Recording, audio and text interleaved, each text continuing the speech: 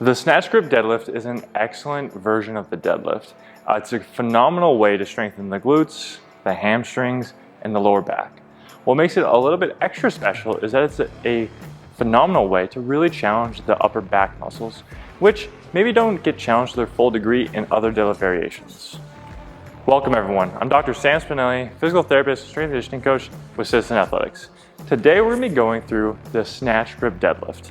It's a variation of the deadlift that we are huge fans of. We've been getting a lot of questions about it recently because we've been utilizing it in our programming for sustainable strength. As well, I've been implementing it in my own program and posting on Instagram and other places, so then I've been getting a lot of questions about why am I doing it. So we wanted to make this video to really discuss what the movement is, the benefits of it, how you would decide when to implement it, and some variations of the movement. Real quickly, if you could like this video down below, it helps out a ton. And if you enjoy this content, make sure to subscribe. We try to release at least one video every week. All right, let's talk about the technique of the Snatch Grip Deadlift. So at first glance, you might think it's just a wide grip deadlift, but there's actually a lot more nuance to it. The first thing we're gonna go through is, what is the Snatch Grip Deadlift? So to start off with, you're gonna need some sort of stick. A PVC pipe works, a dowel works. A barbell does work, but it's a little hard to adjust because it weighs a bit more. So normally when we hold on to a deadlift, we're gonna have the bar resting at a hip extended position and our hands just outside of our thighs. Where a snatch grip starts to differ is that we go progressively wider and you keep going until that bar is at your hip crease. So you can see here where it's actually in line with my hip. So if I were to bend down, you can see it's matching up with my hip crease. So I've got my ASIS above it, I've got my pubic bone below it, and I'm in between in that buffer zone. That way I'm not smashing my junk, I'm not smashing my pubic bone, or smashing my pelvis. I'm in that nice comfortable spot where there's just muscles to lean against. So you'll hear sometimes about people having issues with their snatch grip where they might contact a bone, and it's because that snatch grip is probably not in the right place. And that's one of the differences between a wide grip deadlift and a snatch grip deadlift. Our standard grip, something like a wide grip, and then a legitimate snatch grip. So that's an important part of the nuance in the conversation, because a wide grip deadlift can still be beneficial and something to work on, but a true snatch grip deadlift offers an extra benefit of that increased grip width. Now, when we start looking at the technique, you're gonna wanna have a bar set up on plates as you normally would for a deadlift, and then you're gonna come get your feet in position. So normally when we do a deadlift, we're gonna be set up in this roughly hip width position. For a snatch grip, we'll often take a slightly wider stance, and we'll also toe out slightly. And there's a reason for this. So when I come down into the bottom position and I get my grip, you'll see that as I pull forward, my knees come over the bar. I'm gonna be trying to drive them out as I do this, and having this toe out position decreases how far forward they are. If I kept my foot forward, it would be really far over the bar, which would mean that as the bar comes up, it would have to either go around my knee, which would be disadvantageous, or as I come up, I would have to shift really far back and get into a very hinged position and not be able to use a full leg drive as I go up, and instead be overtaxing my back for the goal of this movement. So I get into that bottom position,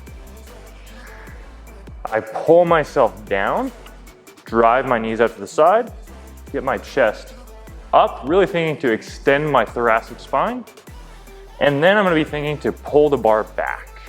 That's gonna help to get my upper back maximally engaged, my lats going, and I can think to turn my elbow back to maximize that lat engagement.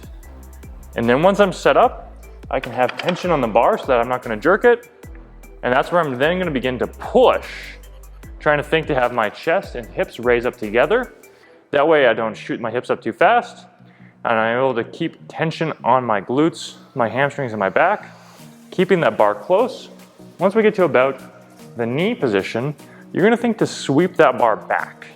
That's gonna help to keep the lats engaged to a higher degree, as well as be to your advantage from a biomechanics standpoint. So you'll be coming back, sweeping, and then we're gonna extend through the hips. This is an important detail here because a lot of times when people will stand up the end of the deadlift, they might either lean back excessively, hyperextending their spine, or what's common to see is that they'll just extend their back and not finish with their hips. What we want to do is extend through the hip, have the back locked into a neutral position. You can even do a mini crunch, that way you're not overextending. And then we can lock in with those hips and be nice in a solid locked out position. So showing that, I'm gonna come down, get my grip, pull into that position. I'm gonna get locked, lats, push, come, start to sweep that bar through and lock out my hips. Now, an important detail with this is that as I lower down, I'm not gonna squat it down and slide it on my legs. I wanna actually start off, small little knee bend, and then come forward, loading up my back muscles, trying to challenge my lats to actually keep it back. I don't wanna just come down, not challenging those muscles, and just ride my legs. I wanna come, small bend, and come forward and bring it down. Alternatively, you could stand up and just let go of the bar. That is a completely fair option for individuals who are really trying to work on being able to drive up, which is beneficial for a lot of weightlifters, and maybe they're not looking to specifically work on that eccentric motion.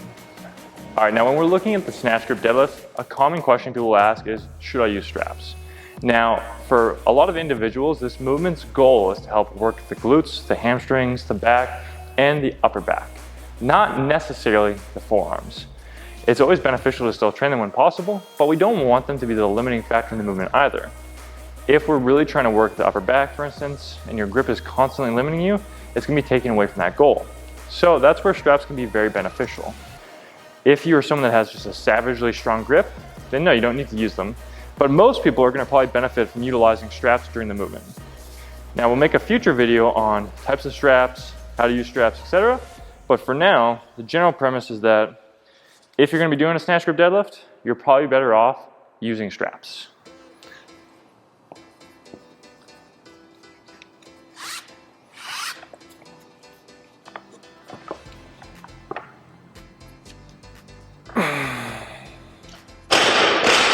The next thing we want to discuss is when to use this movement.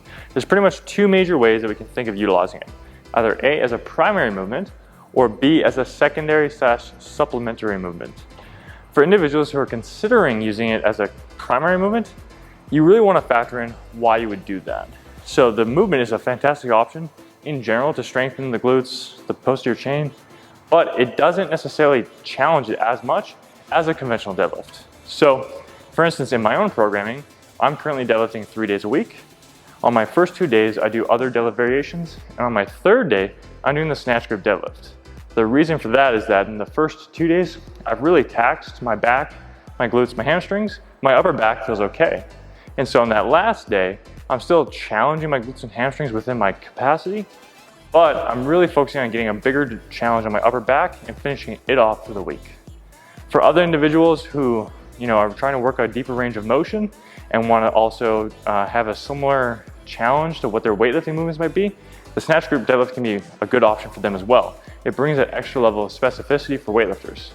For the general population, or for powerlifters, or for athletes, it's probably better off having it as a supplementary or accessory movement because it's not going to be necessarily the best option to challenge the glutes and hamstrings, which are going to matter more for most people. So you can put it in after doing squats, after doing other types of movements that would be challenging those other muscles to a higher degree, and then finish off your volume by utilizing that movement. The next thing that we're going to discuss is going to be variations of the snatch grip deadlift. The standard version is a fantastic option to challenge all those muscles we talked about and also work on challenging upper back, but for some people, getting all the way to the floor can be really challenging. They have a hard time maintaining that flat back position and instead get into a really rounded back position, which is maybe not the most beneficial thing to train for them. So that's where deadlifting off the blocks can come in as a fantastic choice. All right, so the snatch grip deadlift off blocks is a great option because what it does, number one, is it decreases that range of motion that a lot of people struggle with. But the second thing that I'm a big fan of it for is that we can usually load it up to a higher degree. And since a big part of what we're looking to do is challenge the upper back, your upper back's gonna get challenged to a really high degree, particularly at this position around the knee and then up. So what you can do is set up the same way that you would otherwise. It's gonna be here, toes out, getting my grip, pressing, finishing, and then controlling it back down. And then because we have that reduced range, you can typically load it up pretty heavy, and it's a phenomenal way to strengthen the upper back. So, big fan of it. Now the second two variations that we like are very similar. The first one is going to be the Snatch Grip Romanian Deadlift. Here what we do is we stand up with the bar, either using it off the blocks, stepping out of a rack, or just deadlifting up to begin. And then we start from the top position. And here we just go through the top portion of the motion, usually stopping around the knee. So it could be above the knee, at the knee, slightly below, but somewhere around there. And then we come back up and work in that lockout position. This is, again, a good way to really strengthen up that top range. So I can deadlift up and then just go through that top half of the motion. The third variation that we're big fans of is the hover version. So this is just like the Romanian deadlift, but now we just actually increase the range a little bit. So you set up where you stand up, you get to the top position, you come down, and then you actually keep going past the knee, and your goal is to come as close to the ground as possible, just so you're about to touch, but you don't make contact, and then you come back up, and you lock out, and you go back down, and repeat. So when we look at that, stand up, come down, hover, and up. So this keeps a lot of tension as you're going through the motion. And when you go through a full set and you finish, you will be huffing and puffing. It is a hard movement, but it's a phenomenal way to really keep some tension and challenge your muscles through that full range. So that's the Snatch Grip Deadlift. That's covering what it is, how to do it, what's the differences between that and the conventional deadlift, and some variations of the movement. If you guys like this video, please smash that like button down below, helps us out a ton. And subscribe, as we like to release at least one video every week. And if you're really enjoying this content, check out the programs that we offer down in the description box below. See you in the next video. One last detail for anyone wondering where I got this dope shirt, check out Rascal Apparel. Awesome company, they make phenomenal shirts, highly recommend them.